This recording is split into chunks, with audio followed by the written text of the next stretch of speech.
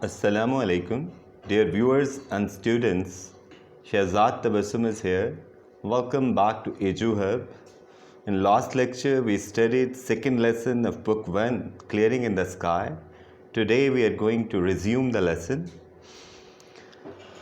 And you must not forget to subscribe and like my channel so you keep on getting more and more videos.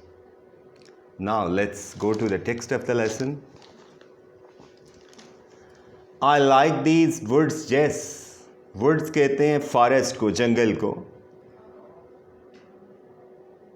My father said, अब्बा कहने लगे कि जेस, मुझे ये जंगल बेहद पसंद है. Remember when we used to come here to hunt for squirrels? Squirrels कहते हैं rodents को, गलहरियाँ. कि यहाँ पे हम गलहरियों के शिकार के लिए आया करते थे. Remember when we sat beneath these hickories. Hickory क्या है? एक नॉर्थ अमेरिकन हार्डवुड ट्री है और इसका ताल्लुक वॉलनट फैमिली से है. And the squirrels threw green hickory shells down at us. Green कहते हैं not ripened or matured. और शेल कहते हैं the hard outer covering of something, specially nuts, eggs and some animals. वो दिन याद करो जब हम दरख्तों तले बैठा करते थे और गलहरियाँ हम पे कच्ची फलियाँ फेंका करती थीं. The morning wind just at the break of the day in August was so good to breathe. Break of the day कहते हैं डॉन को, अर्ली इन द मॉर्निंग, कि सुबह सवेरे ताज़ा हवा में सांस लेना इंतहाई फ़रत बख्श था. I can forget those days, कि मैं तो वो दिन नहीं भुला सकता. एंड इन अक्टूबर, और अक्टूबर में, when the rabbits were ripe, ripe कहते हैं मैच्योर को, कि जब खरगोश अफजाइश नस्ल के लिए तैयार हो जाते थे. And the frost had come.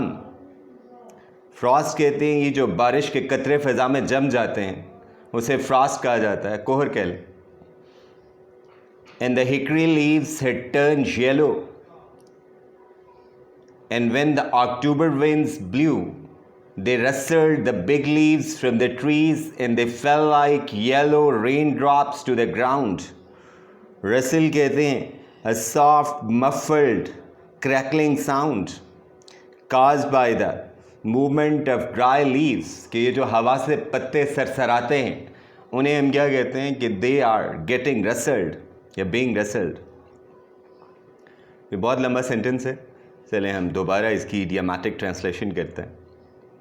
कि अक्टूबर में जब खरगोश अफजाइश नस्ल के लिए तैयार हो जाते थे, कोहर छा जाती थी, दरख्तों के पत्ते जर्द पड़ जाते थे और जब हवाएं चलती थीं तो ये पत्ते सरसराते हुए बारिश के जर्द कतरों की तरह ज़मीन पे आन गिरते थे.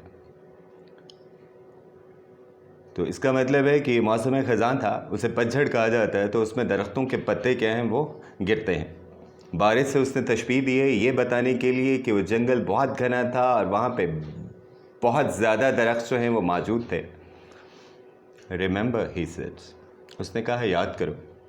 Looking at me with his pale blue eyes, pale blue कहते हैं लाइट ब्लू को, कि उसने अपनी हल्की नीली आंखों से मुझे देखते हुए कहा. हाउ आर हाउंड्स, हाउंड्स कहते हैं हंटिंग डॉग्स को, शिकारी कुत्ते. रैग्स एंड स्काउट, ये उनके नेम्स हैं. Would make the rabbit circle, circle कहते हैं हाँका करना, कि जैसे शिकार करने के लिए कुत्ते पहले छोड़ दिए जाते हैं, वो जानवरों को हाँकते हैं और फिर शिकारी जो है उन्हें पकड़ लेता है या मार देता है. कि किस तरह से हमारे शिकारी कुत्ते रैग्स और स्काउट खरगोशों को हाँका करते थे. दीज वर गुड डेज जेस, कि जेस ये दिन तो नहायत ही शानदार थे. That's why I remember this mountain, कि यही वजह है कि ये पहाड़ आज भी मुझे याद है. तो माजी को याद करना आपको पता है इंसान की फितरत में शामिल है और इसे हम नॉस्टैल्जिया कहते हैं. अब हम अगले पैराग्राफ की तरफ आते हैं.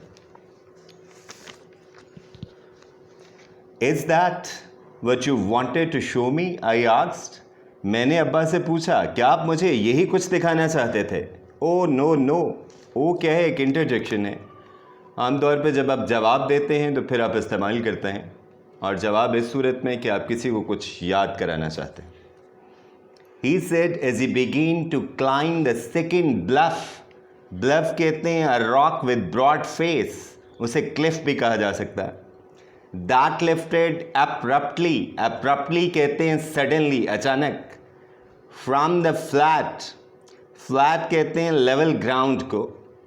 Toward the sky. Sky कहते हैं आसमान को. कि उन्होंने कहा कि यार नहीं नहीं, ये मैंने तुम्हें नहीं दिखाना था. जो ही वो दूसरी अमूदी चट्टान पे चढ़े जो हमवार ज़मीन से यकलख आसमान की जानिब बुलंद होती दिखाई दे रही थी. द पाइन्स क्या है? ये conifers, a kind of tree. इन्हें जो है जिम्नोस्पर्म्स कहा जाता है, और पहाड़ी इलाकों में ये दरख्त जो है वो बाकसरत मिलता है.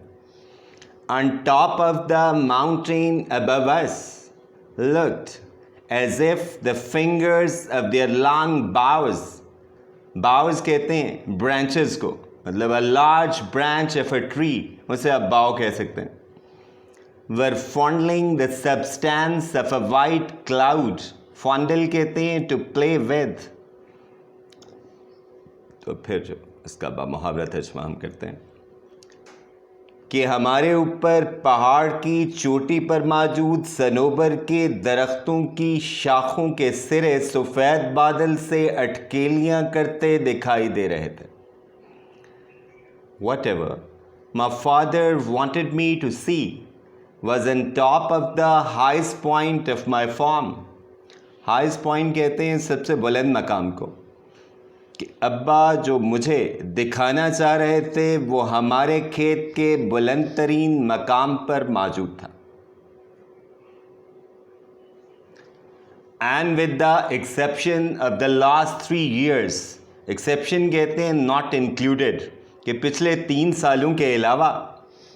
आई had been over this point many times, कि मैं बारहा इस मकाम पे आया था. I had never seen anything extraordinary. Extraordinary कहते हैं unusual को या uncommon को. Upon this high point of rugged land. Rugged कहते हैं irregular को, नाहमवार को. कि मैंने इस नाहमवार ज़मीन के बुलंद तरीन मकाम पे कोई गैर मामूली चीज़ आज तक नहीं देखी थी. I had seen the beauty of many wild flowers. Wild से मुराद जो खुद ब खुद उगते हैं, नेचुरल. कि मैंने बहुत सारे जंगली फूल ज़रूर देखे थे. A few rock cliffs, कुछ पत्थर. And many species. species कहते हैं काइंड्स को, ये बायोलॉजिकल टर्म है, अनवा कह लें. Of hard and softwood trees. Hard और सॉफ्टवुड ये भी बायोलॉजिकल टर्म्स हैं. कि जो एंजियोस्पर्म्स होते हैं उनकी लकड़ी को हार्डवुड कहा जाता है, और जो जिम्नोस्पर्म होते हैं उनकी लकड़ी को सॉफ्ट कहा जाता है. जैसे सनोबर की लकड़ी क्या होगी? वो सॉफ्टवुड होगी. और मैंने जो है सख्त और नरम लकड़ी वाले दरख्तों की बहुत सी अनवाह भी ज़रूर देखी थी. मतलब वो ये कहना चाह रहा है कि मुझे तो याद नहीं है कि यहाँ पे कोई गैर मामूली चीज़ हो सकती थी, अगरचे इस तरह की चीज़ें जो हैं वो बाकसरत मिलती थी. Why do you take the path straight up the point? I asked. मैंने अब्बा से पूछा, आपने इस मकाम तक बिल्कुल सीधा या अमूदी रास्ता क्यों इख्तियार किया? Look at these other paths. कि और रास्ते भी तो मौजूद हैं. What are they doing here? फिर उनका क्या फ़ायदा है? आपको पता है ना कि उसके बाप ने सबसे मुश्किल रास्ता इख्तियार किया था, तो इसलिए उसने पूछा कि अब्बा और रास्ते भी हैं, फिर आपने यही रास्ता क्यों इख्तियार किया? क्या आपको पता नहीं है कि इतनी शदीद गर्मी है और आपकी सेहत भी आपको इस बात की इजाज़त नहीं देती? With in the distance of a few yards, कि चंद गज़ के फासले पर. यार्ड क्या है? एक पैमाना है.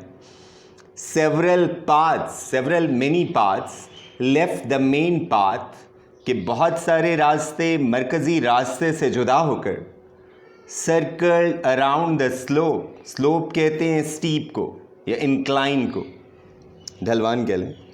Gradually climbing the mountain, gradually step by step, चंद गज के फासले पर बहुत सारे रास्ते मरकज़ी रास्ते से जुदा होकर ढलवान के गिर्द बल खाते हुए पहाड़ की चोटी की जानिब जा रहे थे। All paths go to the same place, he answered. Answered replied. अब्बा ने जवाब दिया कि बेटा ये सारे रास्ते एक ही मकाम की तरफ जाते हैं। Then why do you take the steep one? I asked. मैंने उनसे पूछा फिर आपने क्यों मुश्किल तरीन रास्ता इख्तियार किया? स्टीप कहते हैं ऑलमोस्ट परपेंडिकुलर को। I'll explain later. He spoke with half breaths. कि अब्बा ने हाँफते हुए कहा कि मैं बाद में आपको बताऊंगा। He rested a minute to catch his second wind. To catch one's second wind कहते हैं to renew one's energy या to refresh oneself, कि वो सस्ताने के लिए या ताज़ा दम होने के लिए ठहर गए। While I managed to stand on the path, जबकि मैं उसी रास्ते पे खड़ा रहा। By holding to a little sapling, sapling कहते हैं स्मॉल ट्री को या यंग ट्री को, एक छोटे से दरख्त को पकड़ के। होल्ड कहते हैं टू ग्रिप, टू क्लच, पकड़ना। Because it was too steep for my feet to hold. Hold से मुराद क्या है? बैलेंस करना, कदम जमाना। Unless I braced myself, brace कहते हैं टू सपोर्ट, सहारा देना। तो इसका तर्जमा होगा कि वो जो है सस्ताने के लिए रुके, जबकि मैं एक छोटे से दरख्त को पकड़ के उसी रास्ते पे खड़ा रहा, क्योंकि बग़ैर सहारे के खड़ा होना इंतहाई मुश्किल था या महाल था। It's okay, let's call it a day. Let's call it a day. And furthermore, I'm going to tell you that reading notes are attached to the video.